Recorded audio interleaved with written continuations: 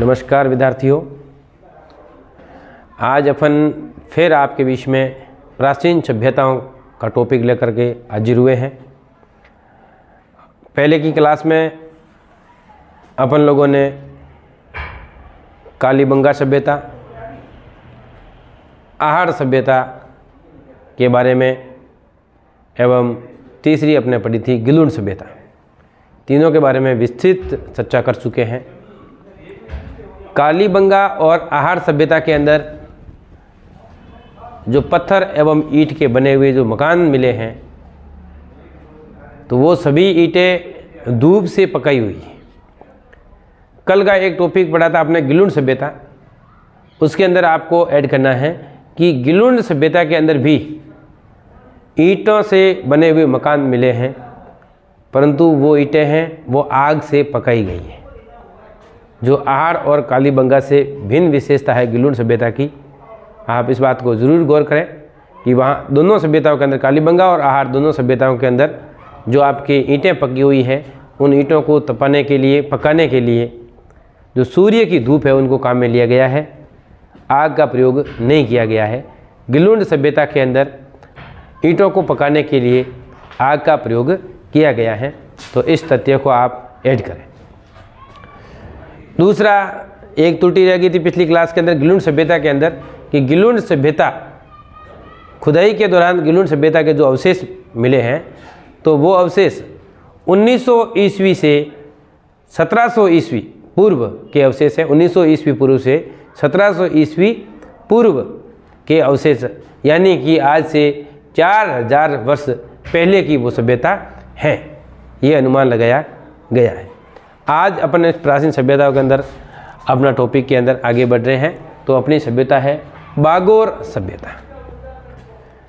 बागोर सभ्यता प्राचीन सभ्यताओं से एक ने एक प्रश्न कंपटीशन एग्जाम के अंदर जरूर आता है। तो अपनी बागोर सभ्यता, तो बागोर सभ्यता को लेकर के पहला प्रश्न बनता है कि बागोर सभ्यता है कहाँ। तो बागोर सभ्यता राजस्थान के भीलवाड़ा जिला, राजस्थान का जिला है भीलवाड़ा जिले के अंदर बागोर सभ्यता है।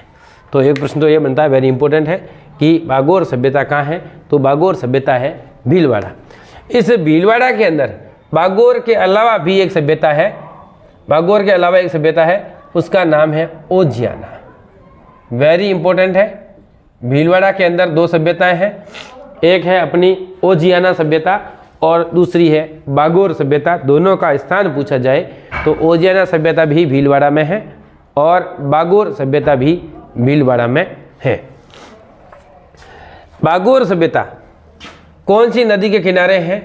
तो उत्तर होगा कोठारी नदी। कोठारी नदी अपन लोग पहले दिन से ही पढ़ रहे हैं, मानव सभ्यता का जो विकास हुआ है वो किसी न किसी नदी के किनारे या पानी की जहाँ पर व्यवस्था रही है वहाँ सभ्यता विकसित हुई है। तो अपनी बागोर सभ्यता जो भीलवाड़ा में है, और भीलवाड़ा के अंदर बागोर के अलावा दूसरी सभ्यता है वो अपनी है ओजियाना सभ्यता। दोनों भीलवाड़ा में है। तो ये बागोर सभ्यता है, ये भीलवाड़ा के अंदर इस कोठारी नदी के किनारे है। और ये कोठारी नदी दिवेर की पहाड़ियों से निकलती है। दिवेर की पहाड़ी से निकलती हैं ये कोठारी नदी। और ये दिवेर की पहाड़ियाँ हैं अपने राजसमंद में। दिवेर की पहाड़ियाँ हैं वो राजसमंद के अंदर है। अपन लोग पढ़ते हैं कि राजस्थान के अंदर होने वाले किस युद्ध को मेवाड़ का मैराथन कहते हैं, और उसका आंसर होता है दिवेर का युद्ध। तो ये दिवेर राजसमंद के अंदर है। तो इसे जोड़ करके अपन याद कर सकते हैं कि राजसमंद की पहाड़ियाँ कहाँ हैं। तो राजसमंद की पहाड़ियाँ, दिवेर की पहाड़ियाँ कहाँ हैं। तो दिवेर की पहाड़ी अपने हो जाएगी राजसमंद के अंदर। वहाँ से नदी निकलती है कोठारी नदी। और कोठारी नदी पर एक प्रश्न वेरी इंपॉर्टेंट, ये भी आपके कॉम्पिटिशन में कई बार पूछा गया है कि मेजा बांध किस नदी पर है। तो कोठारी नदी पर मेजा बांध बना हुआ है। ये भी वेरी इंपॉर्टेंट प्रश्न है। नदियों के टॉपिक में अंदर अपन पढ़ेंगे कि एक मेज नदी भी है। मेज नदी है, परंतु मेजा बांध है वो मेज नदी पर नहीं है। अपने को इस बात को बिल्कुल क्लियर होना चाहिए सभी के कि मेजा बांध मेज नदी पर नहीं है, मेजा बांध है वो अपने इस कोठारी नदी पर जो भीलवाड़ा में बना हुआ मेजा बांध है। तो इसी कोठारी नदी पर मेजा बांध है और इसी कोठारी नदी पर आपकी बागोर सभ्यता है और कोठारी नदी दिवेर की पहाड़ियाँ राजसमंद से निकलती है। अब बात करते हैं इस बागोर सभ्यता के अंदर उत्खनन का कार्य किसने किया। बागोर सभ्यता के उत्खनन का कार्य किया है डॉक्टर V.N. मिश्र ने। Doctor V.N. मिश्र, डॉक्टर V.N. मिश्र हुए हैं पुरातत्ववेत्ता डॉक्टर V.N. मिश्र, और V.N. मिश्र ने बागोर सभ्यता के उत्खनन का कार्य किया है। और इस बागोर सभ्यता में क्या कौन कौन से अवशेष मिले हैं, तो बागोर सभ्यता के अंदर ताम्र धातु के अवशेष मतलब तांबे के बने उपकरण, तांबे के बने उपकरण के अवशेष यहाँ पर मिले हैं। और उसमें भी वेरी इंपॉर्टेंट है कि तांबे के बने उपकरणों में भी इंपॉर्टेंट क्या है, वहाँ पर छेद वाली सुई, छेद वाली सुई सिलाई करने के लिए, कपड़े सिलने के लिए जो काम में ले जाने वाली सुई का अवशेष प्राचीन सभ्यताओं में मिला है। तो वो सभ्यता कौन सी है, बागोर सभ्यता। तो बागोर सभ्यता के अंदर तांबे के उपकरण मिले हैं, ठीक है। और तांबे के उपकरणों के अंदर भी वेरी इंपॉर्टेंट बात है कि वहाँ छेद वाली सुई जिसके अंदर धागा पिरोया जा सके, इसका मतलब उस सभ्यता के अंदर, बागोर सभ्यता के अंदर रहने वाले जो निवासी हैं वो कपड़े सिलने की परंपरा से परिचित रहे होंगे, इसीलिए वहाँ पर अपन कह सकते हैं छेद वाली सुई भी वहाँ पर मिली है बागोर सभ्यता के अंदर। इसके अलावा बागोर सभ्यता के अंदर लघु पाषाण उपकरण, पत्थर के बने बने छोटे उपकरणों के अवशेष भी बागोर सभ्यता के अंदर मिले हैं। दोबारा मैं आपको दोहरा रहा हूँ, बागोर सभ्यता भीलवाड़ा में कोठारी नदी के किनारे है। इसका उत्खनन V.N. मिश्र के द्वारा किया गया है और वहाँ खुदाई के दौरान लघु पाषाण उपकरण, पत्थर के छोटे छोटे उपकरण मिले हैं, इसलिए इस सभ्यता को लघु पाषाण उपकरणों का केंद्र कहते हैं। लघु पाषाण उपकरण का केंद्र किस सभ्यता को कहते हैं, तो बागोर सभ्यता को कहेंगे लघु पाषाण उपकरण का केंद्र कहते हैं। वहाँ पर पाषाण उपकरण के साथ साथ तांबे के उपकरण भी मिले हैं और तांबे के उपकरण के अंदर छेद वाली सुई के प्रमाण भी वहाँ पर मिले। इनसे पहले अपन लोगों ने एक ऐसी सभ्यता पढ़ी है जिस सभ्यता के अंदर मानव सिर के ऊपर छिद्र के अवशेष थे, कंकाल के अवशेष, वो कौन से में मिले हैं वो अपन पहले चर्चा कर चुके हैं। आप इस प्रश्न को अपने दिमाग में लाइए। और दूसरा, यहाँ छेद वाली सुई का जो आपके अवशेष मिले हैं वो अवशेष आपके इस बागोर सभ्यता के अंदर मिले हैं। तो ये थी बागोर सभ्यता। और ये बागोर सभ्यता भी, बागोर सभ्यता है ये 4-5 हज़ार ईसा पूर्व की सभ्यता मानी गई है। बागोर सभ्यता की जो खुदाई की गई और जिन्हें मिले, इस खुदाई में मिले अवशेष के आधार पर पुरातत्ववेत्ता उसके कालक्रम निर्धारित करते हैं, तो वो कह रहे हैं कि 4-5 हज़ार ईसा पूर्व, मतलब आज से 6,000 वर्ष पहले की ये सभ्यता रही है। दूसरी अपन अगली सभ्यता की बात कर रहे हैं, तो वो सभ्यता है गणेश्वर सभ्यता। इसकी नॉर्मल बात अपन पहले कर चुके हैं। गणेश्वर सभ्यता, तो गणेश्वर सभ्यता हमने ताम्र युगीन सभ्यता पढ़ी थी, लो युगीन सभ्यता पढ़ी थी। इसमें सबसे ऊपर, सबसे पहली, सबसे प्राचीनतम ताम्र युगीन सभ्यता के अंदर हम बात करें तो वो थी गणेश्वर सभ्यता।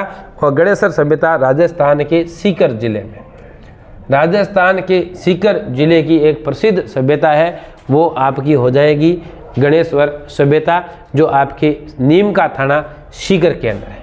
सीकर के अंदर भी नीम का थाना, नीम का थाना नया जिला बना था, वापस कैंसिल हो गया, वापस इसको सीकर में डाल दिया गया है। तो गणेश्वर सभ्यता नीम का थाना सीकर की सभ्यता है।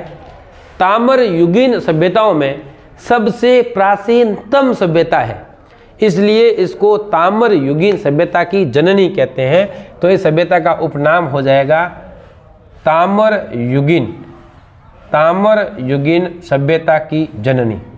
ताम्रयुगीन सभ्यता की जननी हम किसे कहेंगे, तो वो अपनी सभ्यता हो जाएगी गणेश्वर सभ्यता, क्योंकि ये प्राचीनतम सभ्यता है। ताम्रयुगीन सभ्यताओं के अंदर सबसे प्राचीनतम सभ्यता की बात करें तो वो गणेश्वर सभ्यता है, इसलिए उसको ताम्रयुगीन सभ्यता की जननी के नाम से जाना जाता है।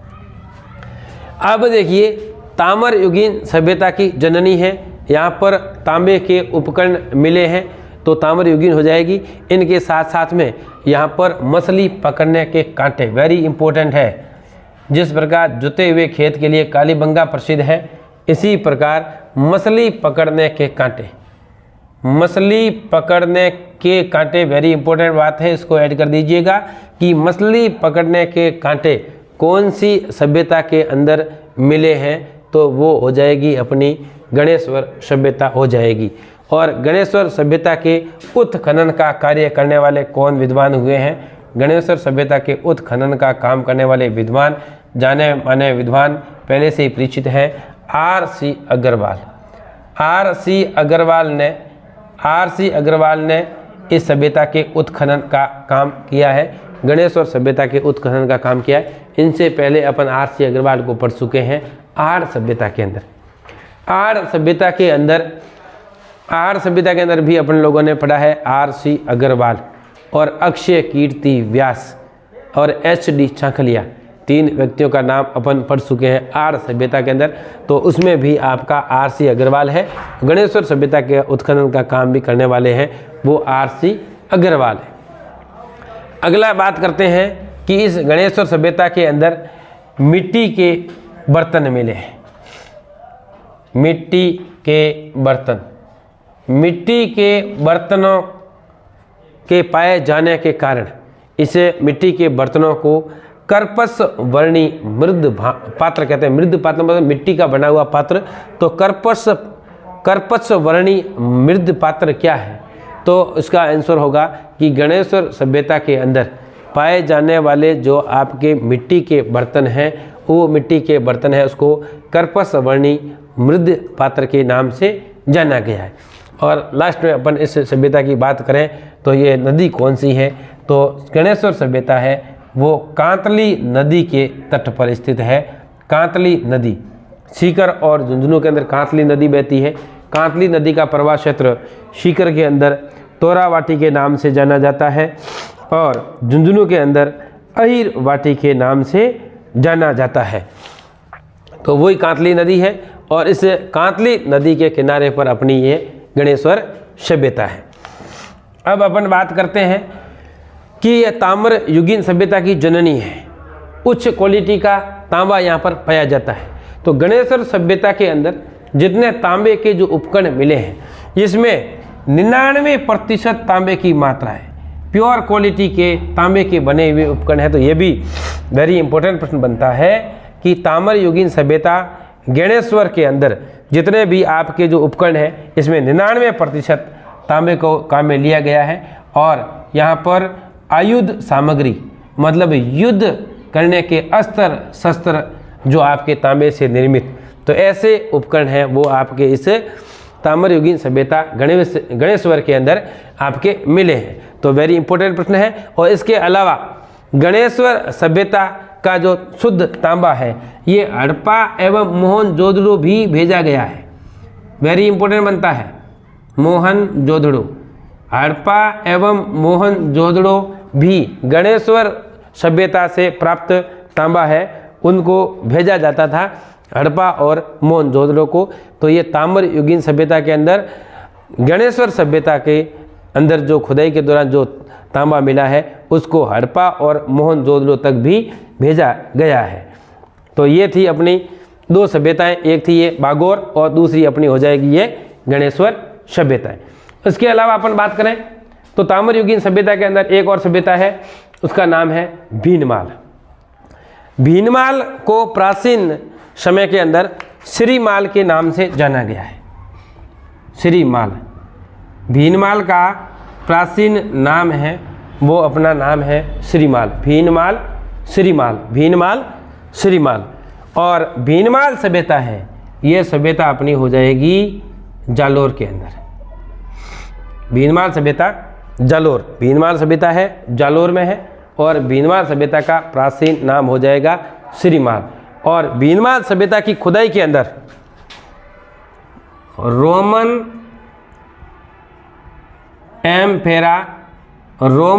एम्फेरा सुरापात्र एवं यूनानी सुराई के अवशेष मिले हैं। वेरी इंपॉर्टेंट लाइन है, के अवशेष मिले हैं, के अवशेष वेरी इंपॉर्टेंट है। भीनमाल, श्रीमाल, जालोर, रोमन एम्फेरा सुरापात्र एवं यूनानी सुराई। सुरापात्र और सुराई का मतलब है कि शराब रखने के लिए जो आपकी कांच या मिट्टी का बना हुआ पात्र, जिसको सुराई या सुरा पात्र कहते हैं, तो ये अवशेष अपने इस सभ्यताओं के अंदर भीनमाल में ही मिले हैं। और ये सुराई एवं सुरा पात्र यहाँ पर मिलना ये सिद्ध करता है कि इस सभ्यता भीनमाल का संबंध विदेशी व्यापार से रहा है। विदेशियों का यहाँ आना जाना रहा होगा और विदेशी ऐश मौज के लिए इस सुरा पात्र या सुराई को काम में लेते होंगे। इसके आधार पर अपन ये आइडिया लगा सकते हैं। तो आज की अपने इस क्लास के अंदर ये थी ताम्र युगीन इम्पोर्टेंट आपके सामने बड़ी बड़ी सभ्यताएं, बागोर सभ्यताएं, भीनमाल सभ्यताएं, गणेश्वर, उससे पहले अपन पढ़ चुके हैं गिलुंड और कालीबंगा और आर्य सभ्यता पढ़ चुके हैं। तो ये बड़ी बड़ी ताम्र युगीन सभ्यताएं जो अपनी इस माध्यमिक शिक्षा बोर्ड की किताब के अंदर दी गई हैं। तो इसकी एक लाइन इम्पोर्टेंट बनती है, और जो लाइनें यहाँ पर बताई गई है और आप लोगों को बिल्कुल हमारे साथ साथ में इनको याद भी करना है। और इससे अलावा एक्स्ट्रा एक दो बात बताई गई तो आप इस बुक के अंदर आप इसको ऐड करें और अपनी इस क्लास को आप ज़रूर देखें और उन्हें आगे से आगे शेयर करें। धन्यवाद।